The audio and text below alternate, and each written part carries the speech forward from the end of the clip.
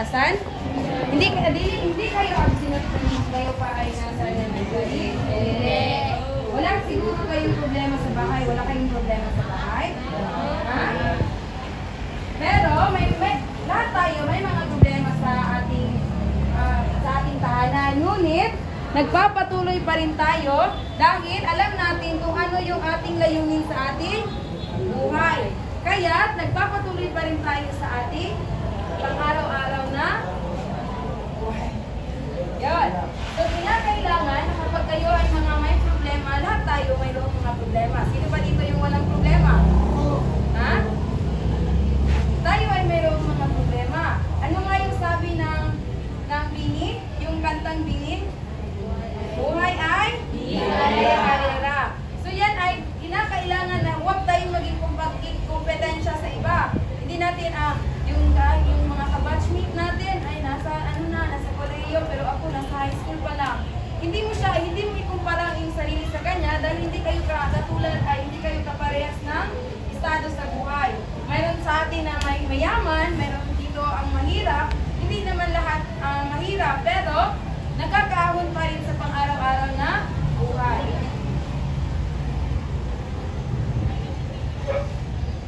Ngayon, may tanong ako sa inyo.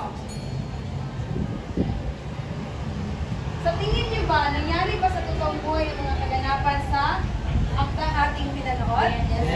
Yes. So kung meron, sino dito yung gusto mag-share?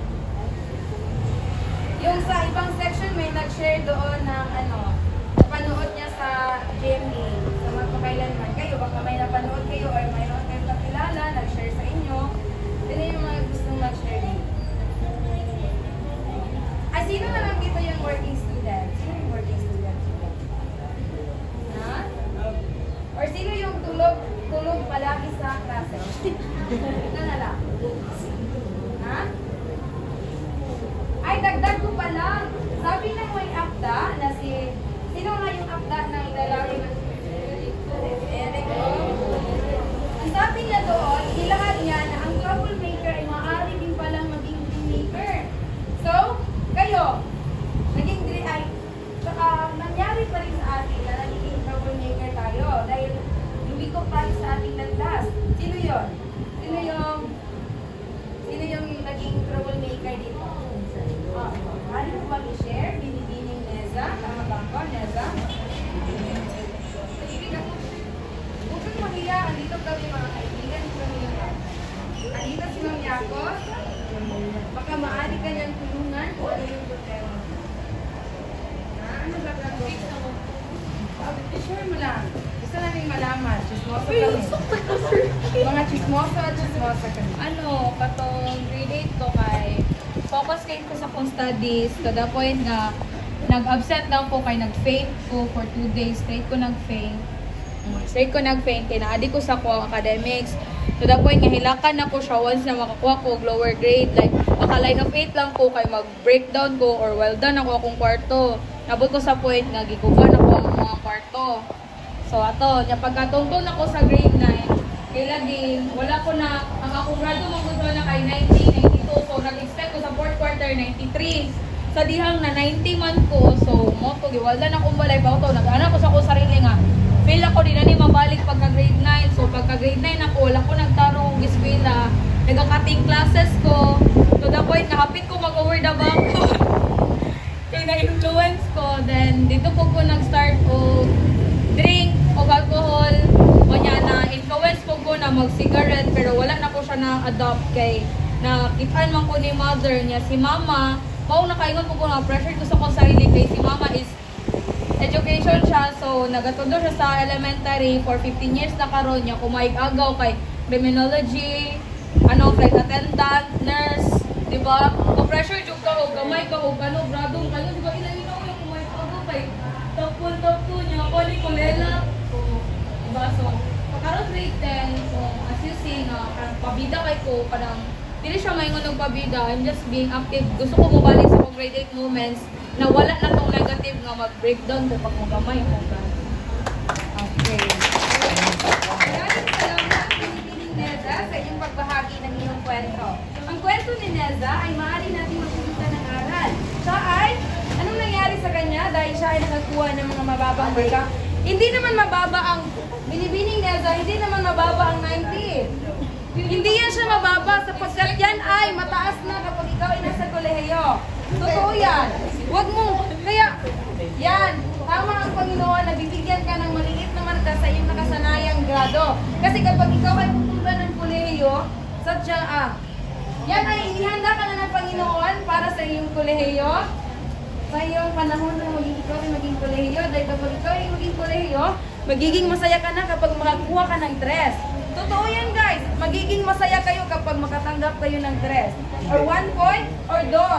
Ang sa kolehiyo kasi, hindi yan siya 90, 91, 90, 95 to 98. Doon ay 3. Doon ay 3 ang pinakababa, yan yung line of 75 yan siya.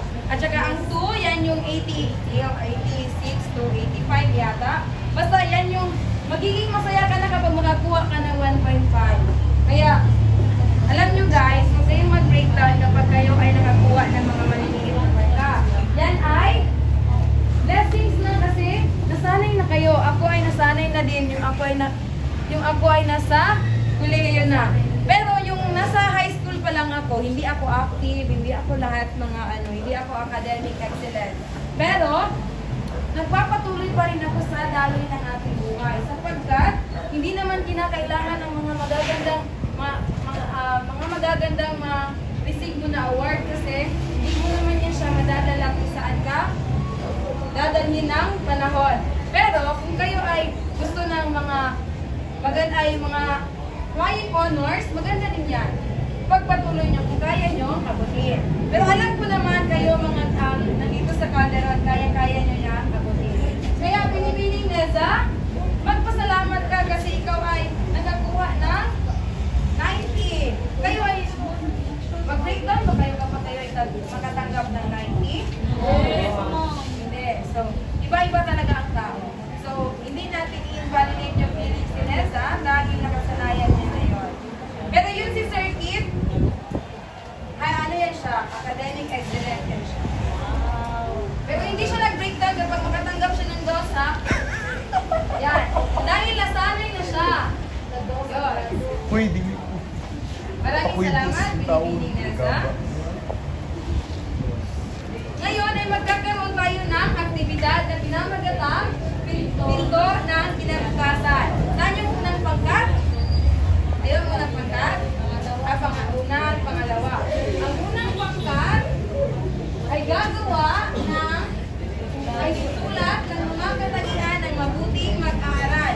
Diba sa inyong kahon mayroong laman na 3 bond paper? Yan yung isusulat ko ang mga katangian ng mga mabubuting mag-aaral. Kayo naman, pangalawang pangkat, kayo yung isulat ninyo ang mga katangian ng isang mabuting guro. Okay? Ngayon, magsisimula na ang inyong oras. Yung hindi tutulong sa gawain, lista ang pangalan dahil natin mamatahan ng next. Sino nga?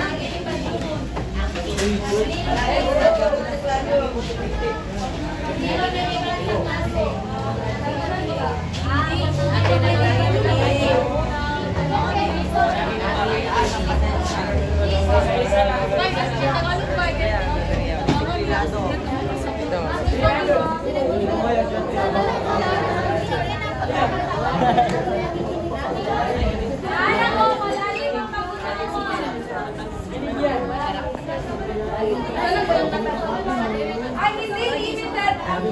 Ilang yung susulat mo. Isa lang ba yung nakikita yung katangian ng Matutunan. Ano yung mga nakikita? Tulungan siya. Tulungan siya. Toto. Ay, hindi ko pwede ba